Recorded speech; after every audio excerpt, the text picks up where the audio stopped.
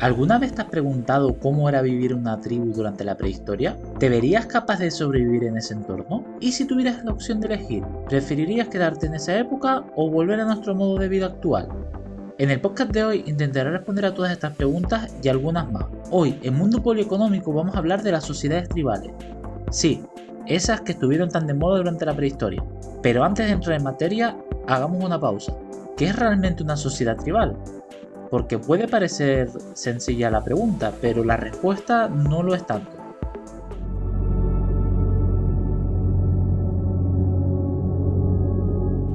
¿Qué son las tribus entonces? Cuando pensamos en tribus solemos imaginarla como personas en taparrabos cantando alrededor de una hoguera. Pero no, la realidad es mucho más compleja. Aunque la definición de tribu todavía divide a los expertos, de manera general podemos decir que se trata de una sociedad basada en un poder descentralizado y sin diferenciación social entre sus miembros. En otras palabras, no hay un gobierno ni una autoridad con capacidad de imponer leyes y todos los individuos cumplen funciones semejantes dentro de la comunidad.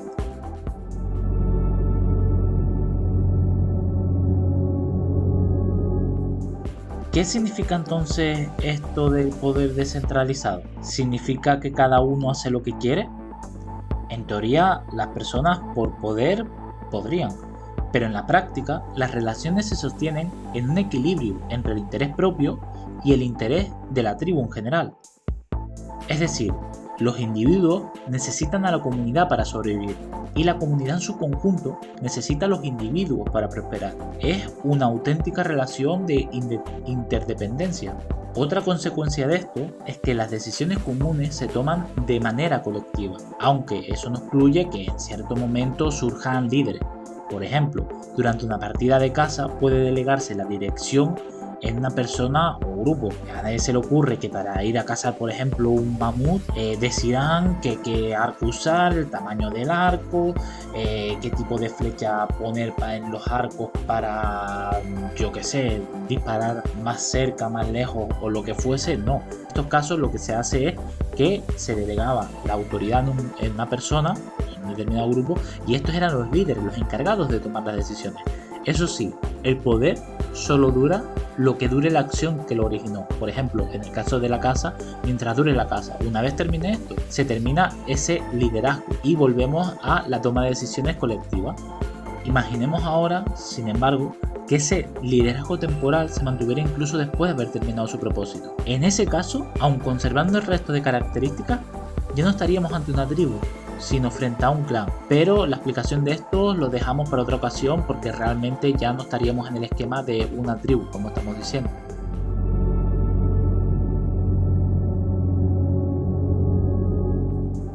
En cuanto a la ausencia de diferenciación social en las tribus, antes de explicarla os lanzo una pregunta. ¿Se os ocurre a quién le encantaría esta idea? 3, 2, 1. Los que hayáis pensado en los anarquistas y comunistas, enhorabuena. Os habéis llevado al gato al agua. Para ellos sería como un sueño hecho realidad, una auténtica sociedad sin clases realmente. ¿Y qué significa esto de la ausencia de diferenciación social en la práctica? Pues que todos los individuos cumplen básicamente la misma función, aunque esta función sufre cierta variación a lo largo de la historia, sobre todo a partir de la revolución neolítica. En un principio todos los individuos son o bien cazadores recolectores guerreros o bien productores guerreros, es decir, dependiendo en qué momento de la prehistoria nos encontremos, pero estamos ante estas dos funciones de los individuos. Bueno, es cierto que podría haber alguien que se le diese mejor, qué sé yo, dibujar pinturas rupestres y ser el que más tiempo dedique a pintarlas por consenso, porque es el que mejor lo hace y todos quieren que quede bien, por ejemplo. Pero en esencia, todos los integrantes se dedican a la caza y a la recolección para asegurarse de la supervivencia. Bueno, y a la guerra si hay que luchar contra otros, o también se dedicarán a la producción de bienes y servicios si ya estamos ante sociedades neolíticas, pero básicamente cumple la misma función para asegurar la supervivencia común, con lo cual se benefician en su supervivencia individual. Si queremos quedarnos con una sola idea de todo lo que hemos hablado sobre la diferenciación social, podríamos decir básicamente que se trata de posiciones intercambiables entre los individuos. Es decir, yo puedo cumplir una función de guerrero, por ejemplo, Y mientras no estoy siendo guerrero, puedo ser cazador, pero es que otra persona puede hacer exactamente la misma función y sustituirme.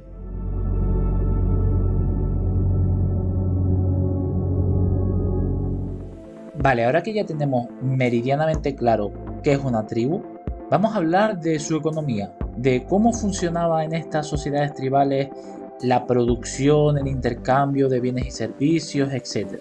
Lo primero que debemos tener en cuenta al analizar la economía de las sociedades tribales es que era una propiedad fundamentalmente comunal, es decir, los bienes pertenecían a la tribu y no a cada persona en particular. Esto no significa que no existiera ningún grado de propiedad privada, ya que algunos objetos personales, como por ejemplo, pulseras, anillos o prendas de vestir, sí podían ser de uso exclusivo de un individuo. Esta situación de la propiedad tiene fuertes consecuencias económicas.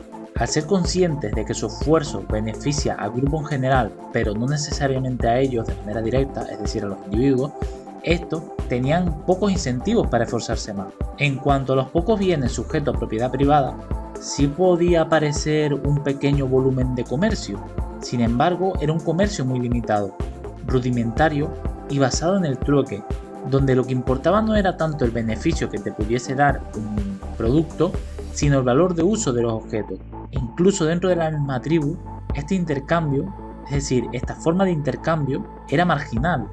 Lo que reinaba era la propiedad comunal, por tanto, el comercio es que era mínimo. Otra característica que podemos encontrarnos en este tipo de sociedades es que la división social del trabajo era prácticamente inexistente. ¿Y qué quiere decir esto?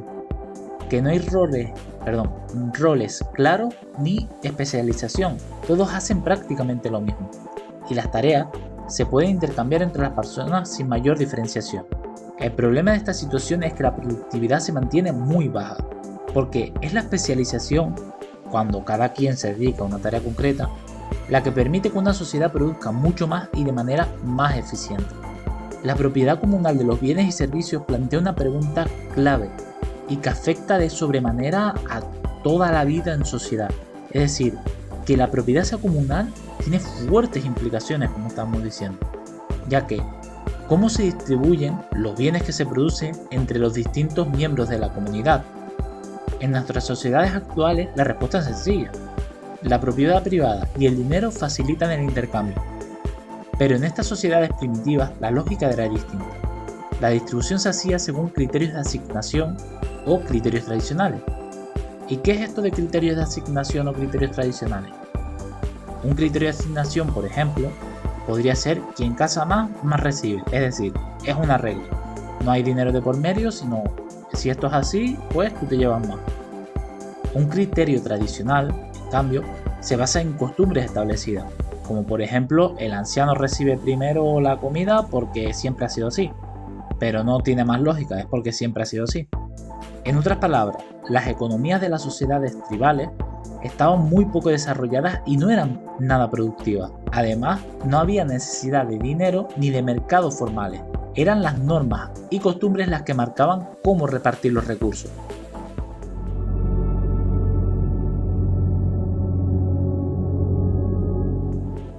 ¿Qué? ¿Cómo te has quedado? ¿Eres Team Tribu o Team Vida Moderna? ¿Eran las sociedades tribales en la prehistoria tal como te esperaba? Abramos debate y te leo en los comentarios con tu opinión. Espero haberte abierto una pequeña ventana a este tipo de sociedades. Si quieres profundizar, recuerda que puedes suscribirte al podcast, dejar tu like y bueno, todas esas cosas que solemos pedir en YouTube. Muy pronto traeremos nuevos episodios sobre la sociedad paleolítica y neolítica. Además, esperamos dentro de poco ir sacando nuevos vídeos sobre todo tipo de temas asociados a la relación entre la política y la economía. Estoy seguro que si este te ha gustado, lo que viene te gustará mucho más. Y nada, yo me despido aquí. Un abrazo y nos vemos en el próximo episodio de Mundo Polieconómico. ¿Te apasionan la economía y la política? Desde las tribus hasta los estados modernos. Descubre el juego de poder que ha establecido el destino de nuestras sociedades. Si quieres comprender cómo funciona el mundo que te rodea, esta es tu oportunidad. Un juego de poderoso, el libro que transformará tu percepción. Lo encontrarás ya disponible en Amazon y librería.